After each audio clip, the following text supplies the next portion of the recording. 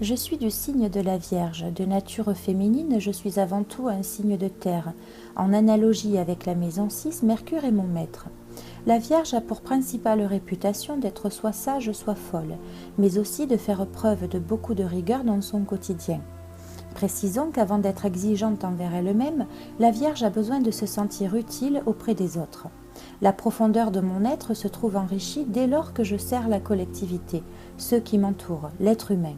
Ceci dit, servir ne veut pas forcément sous-entendre que je sois malléable ou docile. Avant toute action quelconque, je suis une cérébrale. Tout est décortiqué, pesé, mesuré dans mon cerveau avant de pouvoir avancer autant en parole qu'en action, ce qui fait de moi une personne logique et minutieuse. Mon foyer ressemble à mon état d'esprit. Certains peuvent me prêter la réputation de maniaque, mais je précise qu'il est question d'hygiène de vie et de classification.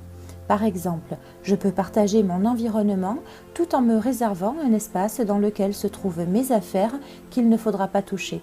Si j'admets être rigoureuse, je me défends d'être compliquée, parce que dans le fond, je ne fais que rarement de reproches. Je suis prévoyante, j'irai jusqu'à dire que je n'aime pas les surprises. À trop réfléchir, je tente de gérer les événements et mes émotions. Les surprises perturbent forcément ce que j'ai sagement programmé.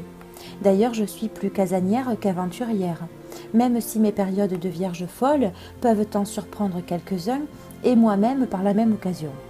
L'exigence dont je peux faire preuve est souvent et surtout envers moi-même, même si j'avoue ne pas aimer la mauvaise foi ou les personnes qui aiment se rendre intéressantes sans en avoir de réelles raisons.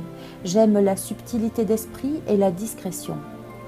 Radine, non, je ne le suis pas, et qu'on se le dise une bonne fois pour toutes, la Vierge est économe. Admettez que ce n'est pas la même chose. Je sais allier l'utile à l'agréable, et je ne peux imaginer vivre sur de l'incertitude ou des dépenses inutiles.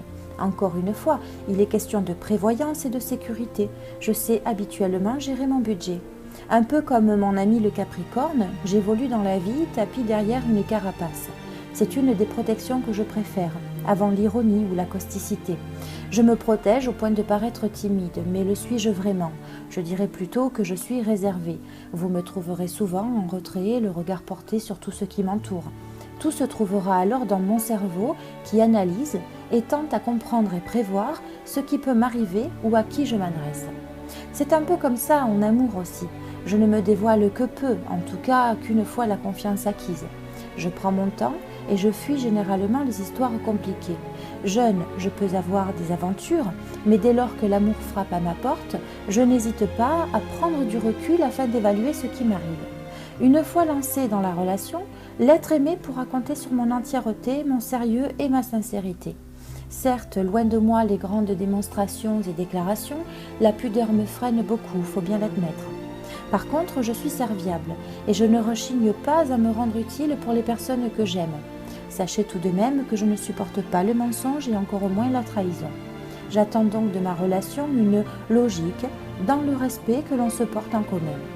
Ne soyez pas surpris de me retrouver l'esprit plongé dans un livre ou dans un univers lié aux sciences par exemple.